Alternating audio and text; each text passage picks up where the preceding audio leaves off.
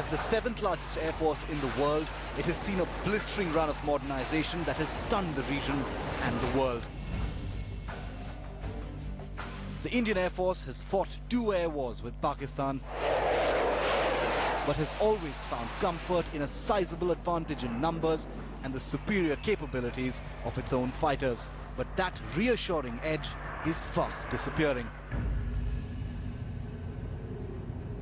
Headlines Today has accessed a recent presentation made by the Defence Intelligence Establishment to the Ministry of Defence and larger security establishment, a document which makes singularly ominous projections. The most glaring warning is about combat force ratio, an arithmetic comparison of numbers. Sample this.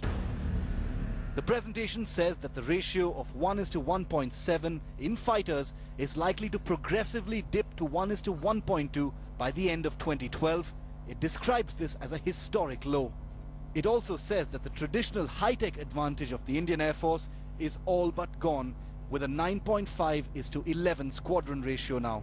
Finally, with Pakistan rapidly acquiring early warning aircraft, mid-air refuelers and long-range missiles, the technology gap is at a historic low. At one time when we started against Pakistan, when we talk of 71 or 65 operations, number was superior. We were superior in numbers. The superiority used to be as 2.2 versus 1. That was the ratio that we were talking of. Slowly the numbers started declining. And today we've reached a stage where we are 1.6:1 as against the enemy aircraft. The document is a wake-up call to India's military planners about how the decisions they take now could forever doom the crucial advantage that the Indian Air Force has always enjoyed against an adversary that can never be underestimated. It is an urgent call for course correction. With Durga Nandini in Delhi, Shiv Arur for Headlines Today. Well, both in 1965 and 1971, the Indian and Pakistani air forces fought with skill and valor, inflicting damage on each other. There were feats of bravery on both sides. But if the two forces were to fight another air war, things could be vastly different. The new Pakistan Air Force has a significantly enhanced fighting potential, and the determined addition of new fighters and special mission aircrafts make it a truly well-rounded fighting force. For the Indian Air Force, that's bad news, because with morale and numbers comes a highly unwelcome assertiveness. As the presentation accessed by us shows, things may actually get worse.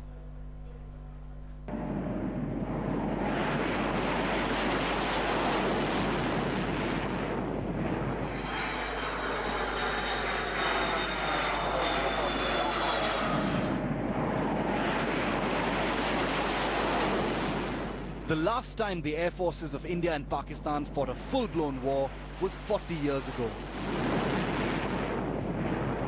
But if the Pakistan Air Force of 1971 was an enemy to be reckoned with, circumstances have made it an even more formidable adversary today.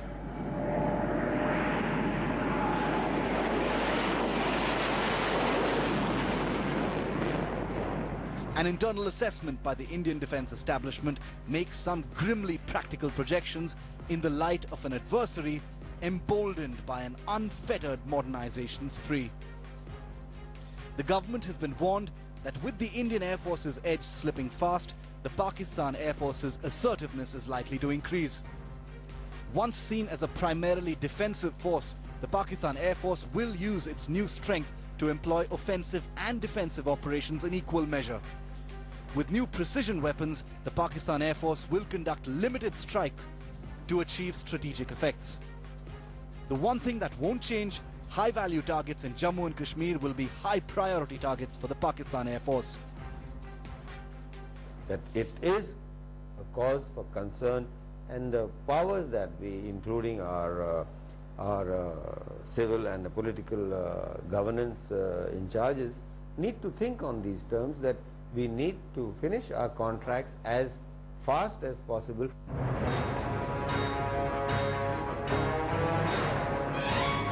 There's a deeper threat at play than just fighter numbers.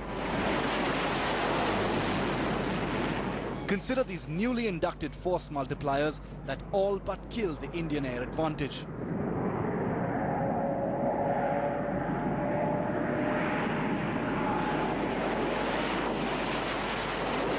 Pakistan is inducting 4 Swedish Saab, Erieye and 4 Chinese Y-8 airborne early warning aircraft.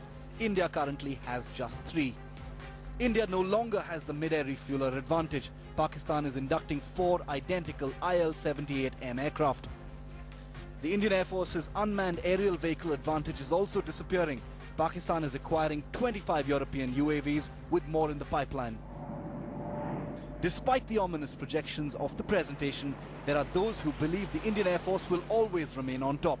Among them, Air Marshal Denzil Keeler, one half of the legendary Keeler brothers who scored independent India's first air-to-air kill against Pakistan in 1965.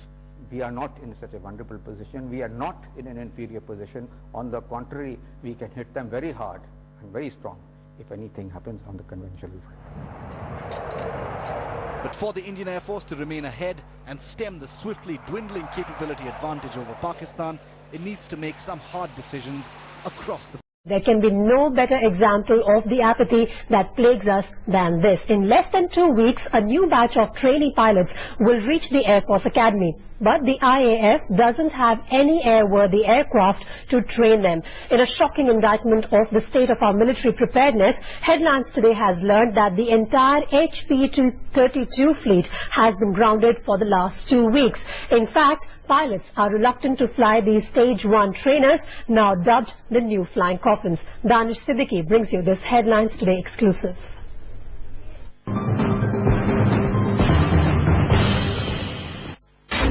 No primary trainer aircraft in the IAF. Trainers grounded after series of crashes. 140 cadets to reach IAF Academy in 2 weeks. IAF refuses to fly the HPT-32, the real flying coffin.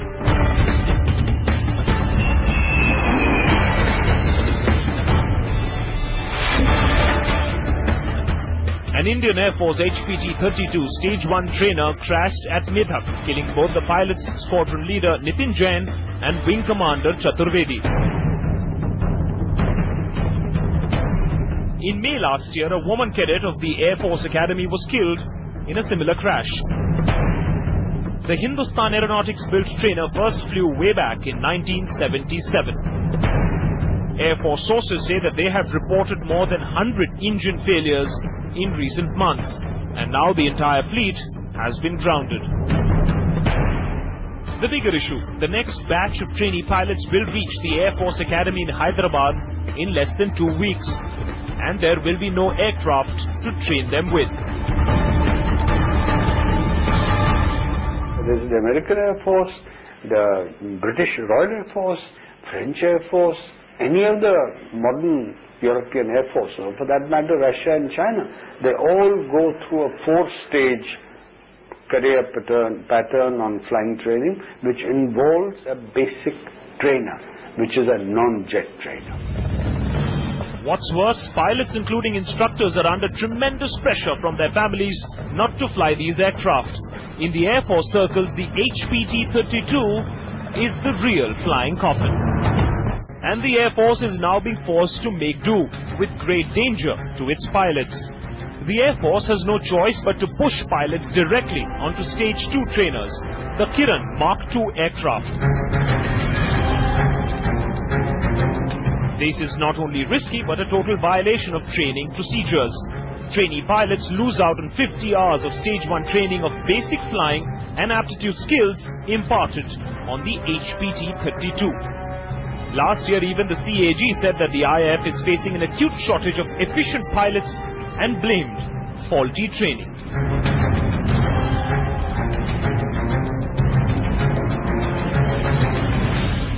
The vacuum created by the grounded trainer aircraft poses a great threat.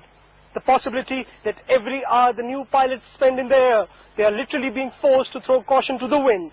The government owes it to these fighting men that it gets its act together fast. Danish Siddiqui in New Delhi for Headlines Today. So there in the background, air traffic now giving authority for the final aircraft display of the afternoon, the Army Air Corps Lynx helicopter. And I can assure you, you're in for a treat here.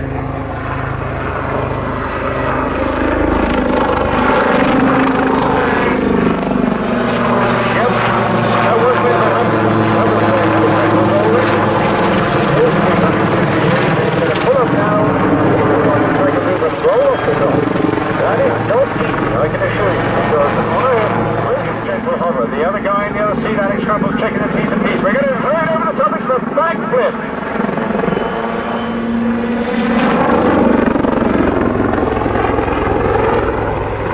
Yes, the trademark manoeuvre of the Army Air Corps through all the years of the Blue Eagles. Afghanistan.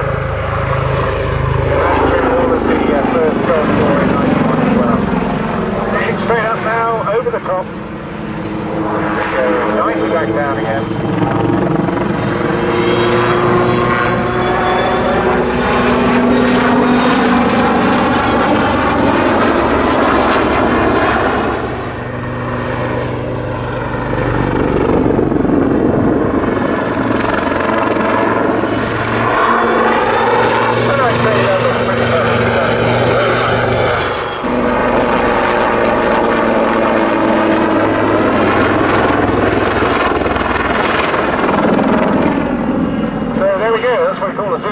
Pretty nice way to get up to altitude to do another backflip. So if you missed it the first time, take a look at this one. He's going to throw in standby right now. The backflip.